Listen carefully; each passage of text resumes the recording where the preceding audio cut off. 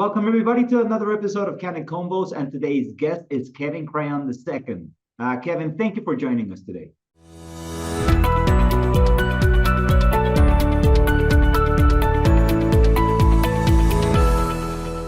Can you please introduce yourself, let our audience know who you are, the type of attorney that you are, the type of practice area that you work with? Yeah, thank you, Joe, for the opportunity. My name is Kevin Crayon, just like a color crayon. And, I have experience with criminal defense at all levels, family law. But throughout my practice, as of the date of this recording, I'm, in my 11th year. So I'm approaching my 11th year anniversary. I've had my own practice for over 10 years.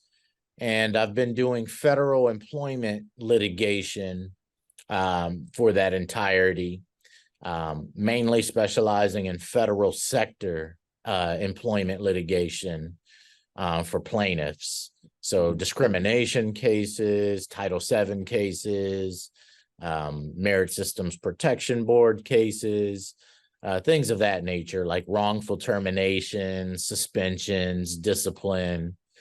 And so, that's the practice areas that I work in right now. Mm-hmm. Those are the practice areas that I work in right now. This is a word of mouth business. Now you have clients in.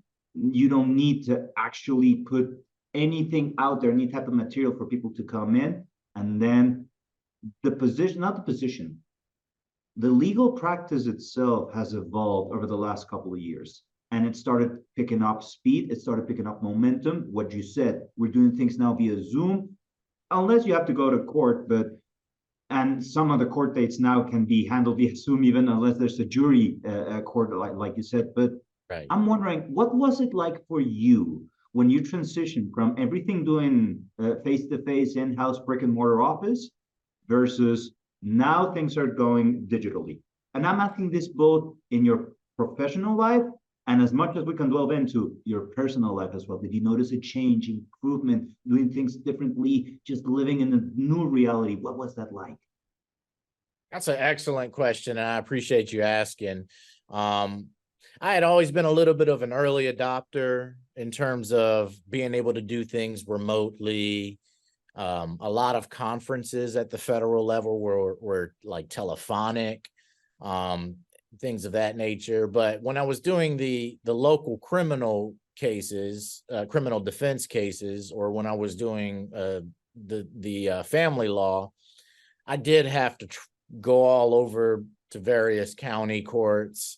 And I was constantly filing notices of conflicts because I had to be at two places at once. I did find that was beginning to stretch me a bit thin because I'll be in court, and the state system is not nearly as technologically proficient as the federal sector. And so I'd be waiting around in court all day, just essentially for a roll call to give a status on a case.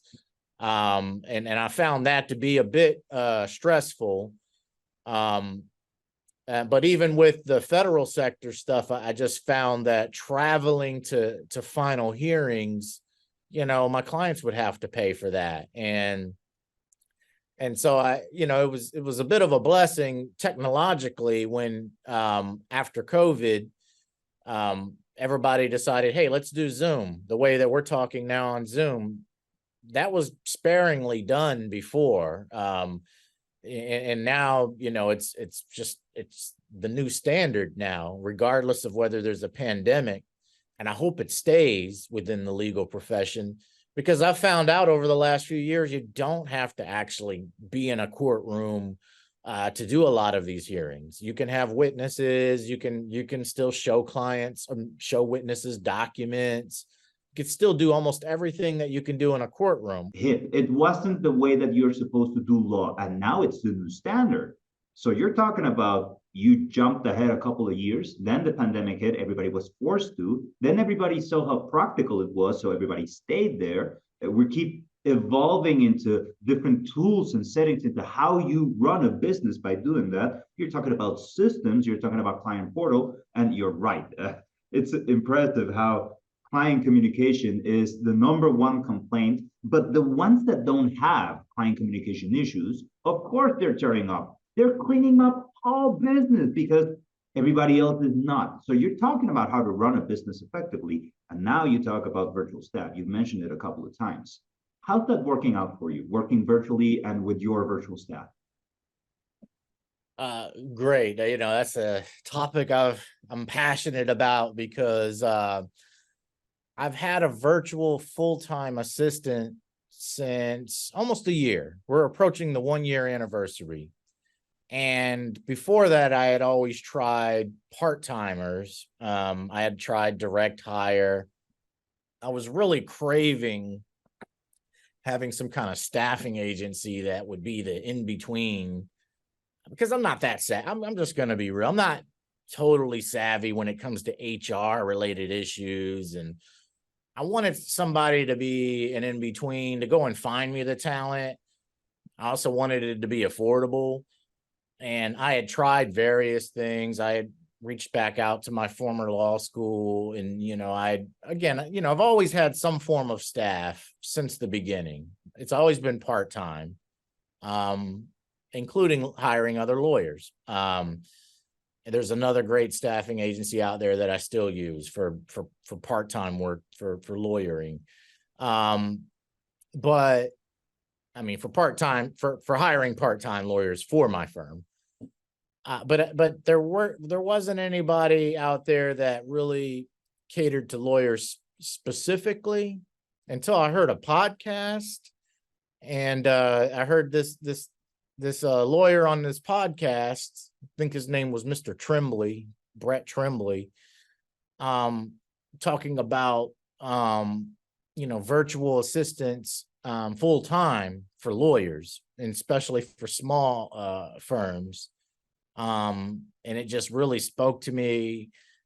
I thought about it for a while. And I really needed somebody to come in and sort of be the glue that holds a lot of this administrative stuff together. Because there's the actual lawyer work or paralegal work, but then there's just those little follow-ups, that could eat you up. When you're a smaller firm, you have to manage time well, for me, I have to work on a task, complete a task as best I can, and then put it back up on the shelf and reschedule it to work on, because I have to give all my clients my attention. Thank you, Kevin. There's so much to unpack there. If we had another hour, I'm pretty sure that we could go through it, but unfortunately, we just ran out of time. So I want to thank you for being our guest. And please, as a final comment, let people know where they can find you and what you can do for them. Thank you. Yes. You can find me at crayonlawfirm.com, just like a color crayon. So it's crayonlawfirm.com, and just kind of go from there. You can go to the contact us section, fill out what your issue is. If it's not something that I can handle, then I can possibly refer you. I'm also just on the web. If you just Google my name, it could lead you down various social media avenues, such as Avo, which is set up for attorneys. You can see my reviews there. You can go to the reviews section of my webpage. You can go to the recent wins section of my webpage.